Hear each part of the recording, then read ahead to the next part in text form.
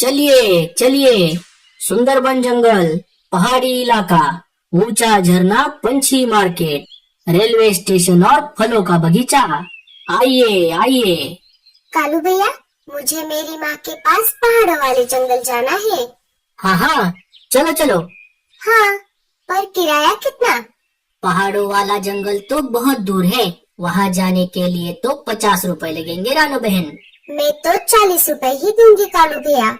ठीक है रानो बहन, आओ बैठ जाओ, सामान पीछे रख दो। सहारा जंगल में कालू कौवा ऑटो चलाने का काम करता है। वो अपनी सवारियों से बस उतने ही पैसे लेता है जितने पैसों में उसके घर का गुजारा हो सके। भैया, हमें घर छोड़ दो। हाँ हाँ, ठीक है, मैं भी घर वापस जा रहा था, तुम्हें छोड़ दूंगा। भाई साहब, क्या आपका घर संसार इस ऑटो के बिजनेस से चल जाता है? हाँ रीमा, मेरा घर संसार भी चलता है और हमारे फ्यूचर के लिए भी थोड़ी बहुत सेविंग्स हो जाती है। कालू की ये बात सुनकर रीमा को भी परेशान हो जाती है। उसे अपने भविष्य की चिंता होने लगती है। लो, घर आ गया। हाय रे मेरी फूटी किस्मत, देखो देखो कैसे तुम्हारा भाई ऑटो चलाकर अपने परिवार की जिम्मेदारी निभा रहा है और तुम आलसी हो, तुम्हें हमारी कोई चिंता नहीं है। शादी के पहले तो तुम मुझे बड़े बड़े सपने दिखाया करते थे कि मैं तुम्हारे लिए ये करूँगा, वो करूँगा, ये लाऊंगा, वो लाऊंगा, पर अब तो यहाँ पर खाने के लाले पड़ गए हैं। अरे रीमा, तुम ऐसे नाराज मत हो। क्या करूँ, अगर मेरे पास भी ऑटो रिक्शा होता तो मैं भी कालू भैया की तरह ऑटो चलाता और तुम्हारे सारे सपने पूरे कर देता। वो ऑटो रिक्शा तो कालू भैया को दहेज में मिला था, लेकिन हमारा तो लव मैरिज हुआ है। अगर मुझे भी दहेज में ऑटो रिक्शा मिला होता तो मैं भी उसे चलाकर बहुत सारे पैसे कमाता। क्या सच में? अरे हाँ बाबा, सच में, मैं क्या झूठ बोल रहा हूँ। तो फिर ठीक है, मैं भी अपने मायके जाकर ऑटो लेकर आती हूँ। तुम्हें क्या लगा मेरे माँ बाप गरीब है? अरे मेरे पिताजी करोड़पति है, करोड़पति। मैं जो चाहूँ वो मुझे ला कर दे सकते हैं। रुको, मैं अभी जाकर नया ऑटो लेकर आती हूँ। अरे रीमा, सुनो तो। रीमा भूरे की एक नहीं सुनती और अपने मायके चली जाती है। अरे, मैं तो ऐसे ही बोल रहा था। रीमा ने तो ये बात सीरियस ले ली। अगर ये मायके जाकर सच में ऑटो लेकर आ गई तो मुझे ये आराम की जिंदगी छोड़कर ऑटो चलाना होगा। इधर रीमा अपने मायके आ जाती है। उसके मम्मी पापा उसे देखकर बहुत खुश हो जाते हैं। रीमा अपने मम्मी पापा को सारी बात बताती है। पापा, आप मेरी खुशी के लिए इतना भी नहीं कर सकते? बेटी रीमा, तुम्हारी खुशी में ही हमारी खुशी है। तुम जो चाहो वो मैं ला कर दूंगा, बस तुम खुश रहना बेटी। रीमा के पापा उसे एक शानदार ऑटो खरीद कर देते हैं। इधर कालू कौवा ऑटो स्टैंड पर अपने पैसेंजर आने का इंतजार कर रहा था। मुझे ये कांच का सामान लेकर मार्केट जाना है। हाँ हाँ, चलो चलो, सिर्फ 20 रुपए। अरे 20 क्या, 40 ले लो, पर ऑटो ठीक से चलाना। यह कांच का सामान बहुत कीमती है। कबूतर ऑटो में सामान लेकर बैठ जाता है।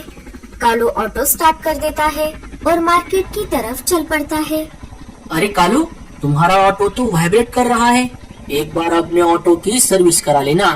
हाँ कबूतर भाई, मेरा ऑटो अब थोड़ा पुराना हो गया है, इसीलिए वाइब्रेट कर रहा है। कालू कबूतर को मार्केट छोड़ देता है। इधर रीमा अपने मायके से ऑटो लेकर भूरे के पास आ जाती है। भूरा नया ऑटो रिक्शा देखकर चौंक जाता है। देखो, मैंने कहा था ना, मेरे पिताजी मेरी खुशी के लिए कुछ भी कर सकते हैं। हाँ हाँ, वो तो मैं देख ही रहा हूँ। और आपको पता है, इस ऑटो में एसी भी है और मैंने आते आते इसमें साउंड सिस्टम भी लगवाया है।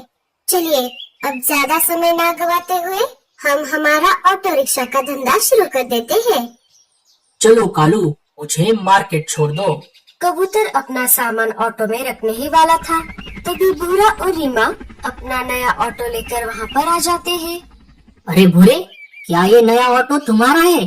अब इस ऑटो को मैं चला कर लेकर आया हूँ तो ये मेरा ही हुआ ना। आज से मैं भी मेरा ऑटो का धंधा शुरू कर रहा हूँ। क्यों भाई साहब, कैसा है हमारा नया ऑटो? बहुत अच्छा है रीमा, मैं तुम दोनों के लिए बहुत खुश हूँ। अरे कालू, अब चलो, हमें देर हो रही है। कबूतर जी, आज आप मेरे ऑटो के बजाय भूरे के ऑटो में चले जाइए, क्योंकि उसका आज पहला दिन है। ठीक है कालू। कबूतर अपना सामान लेकर भूरे के ऑटो में बैठ जाता है। अरे भूरे, तुम्हारा ऑटो तो जरा भी वाइब्रेट नहीं करता। हाँ हाँ, हमारा ऑटो नया है, इनके बड़े भाई के जैसा नहीं जो वाइब्रेट करता रहता है। हाँ हाँ, नए ऑटो की बात ही कुछ और होती है। कल से आप हमारे ही ऑटो में बैठना, न कि उस पुराने खटारा ऑटो में। हम आपसे भाड़ा भी कम लेंगे। कबूतर को छोड़कर भूरा वापस ऑटो स्टैंड पर आता है। रीमा जोर जोर से पुकारने लगती है, चलिए चलिए, सुंदरबन जंगल, पहाड़ी इलाका, ऊंचा झरना, पंछी मार्केट, आइए आइए। अरे वाह भूरे, नया ऑटो। हाँ हाँ, कहाँ जाना है? मुझे तो ऊंचे पहाड़ियों पर जाना है। मैं अब बूढ़ा हो गया हूँ, इसीलिए मेरे पंख दर्द कर रहे हैं। हाँ हाँ, क्यों नहीं, उसके लिए हमारा शानदार ऑटो है ना। वो तो ठीक है, पर किराया कितना लोगे? आपके लिए सिर्फ 20 रुपए भैया। अरे ये तो 20 रुपए कम बोल रही है। कालू तो 40 रुपए लेता है। पर रीमा, वहाँ जाने का तो 40 भाड़ा है, तुम 20 रुपए बोल रही हो। क्यों रे कालू कौवे, वो 20 में ले जाए या 10 में, तुझे क्या करना है? तुम चलो भूरे। कालू भैया, ये रीमा को भी इतना कम भाड़ा कैसे बढ़ रही है? अरे उसकी मति मारी गई है। जब धंधे में घाटा होने लग जाएगा तब उसकी अकल ठिकाने आ जाएगी। और आप कालू जी देखिए अपने भाई को, कैसे हमारा देखकर ऑटो का धंधा शुरू कर दिया है। कोई दूसरा काम नहीं कर सकता था। अरे गोरी, वो उसकी मर्जी है। मुझे तो खुशी इस बात की है कि भूरा काम पर लग गया है। और रहा सवाल कम किराए का, तो मैं भूरे को सब समझा दूंगा। भूरा गिद्ध को लेकर पहाड़ी इलाकों में आ जाता है। अरे भूरे, तुम्हारा भाई कालू तो हम सबको लूट रहा था, पर अब तुम आ गए हो ना, तो हमें कोई टेंशन नहीं है। अरे रीमा, ये तुम कम भाड़ा क्यों बोल रही हो? इससे तो हमारा नुकसान हो जाएगा और बाद में हमें इस ऑटो रिक्शा में पेट्रोल भी भरवाना होगा। अरे भूरे जी, जब तक हमारे पैर इस धंधे में बैठ नहीं जाते तब तक हम सबसे कम ही किराया लेंगे। और रही बात पेट्रोल की, तो उसके लिए मेरे पास एक आइडिया है। कालू पूरे दिन ऐसे ही खड़ा रहा। इधर रीमा और भूरा कम किराया बोल बोल कर अपना धंधा चलाने लगे। अरे वाह वाह वाह, क्या ऑटो रिक्शा है तुम्हारा, जरा गाने तो चलाओ। हाँ हाँ, क्यों नहीं, अभी चलाता हूँ। रात हो जाती है और रात होते ही कालू और भूरा अपने अपने ऑटो लगाकर घर चले जाते हैं। अरे भूरे, ये दिन भर तू क्या कर रहा था? अगर हर रोज तुम ऐसे ही कम भाड़ा बोलोगे तो तुम्हारा मुनाफा कैसे होगा? भाई साहब, आप कुछ मत बोलिए, वो हम देख लेंगे, आप खुद का देखो। चलो जी, आज हम पार्टी करेंगे। क्या होगा इन दोनों का? अजी सुनते हो, जल्दी उठो, हमें बहुत जरूरी काम करना है। भूरा रीमा के साथ अपने ऑटो के पास आ जाता है। अरे क्या है रीमा, मैं इतने अच्छे से सो रहा था, क्या हम रात में भी ऑटो चलाएंगे? अरे ऑटो चलाने के लिए पेट्रोल की जरूरत होती है और वो हमें यहीं से मिलेगा। लेकिन पेट्रोल पंप तो यहाँ से बहुत दूर है। क्या करूँ मैं आपका? वो रहा सामने इतना बड़ा पेट्रोल पंप। रीमा कौवी कालू कौवे के ऑटो के टंकी का ढक्कन खोल देती है और उसमें पाइप डाल देती है। अरे रीमा, ये तुम क्या कर रही हो? आप चुप रहो और इस पाइप से पेट्रोल खींच लो। तुम ये बहुत गलत कर रही हो रीमा। अरे धंधे में कुछ गलत नहीं है, कालू के ऑटो की टंकी खाली हो जाती है। चलो हमारा काम तो हो गया, यहाँ से चलते हैं। वो दोनों अपने घर चले जाते हैं। उन दोनों के जाते ही परदेसी पंछी वहाँ पर आ जाते हैं। चलो साथियों, इन दोनों के ऑटो को चुराते हैं। उनमें से एक पंछी कालू का ऑटो शुरू करने लगता है, पर वो शुरू ही नहीं होता। अरे बॉस, इसमें तो पेट्रोल ही नहीं है।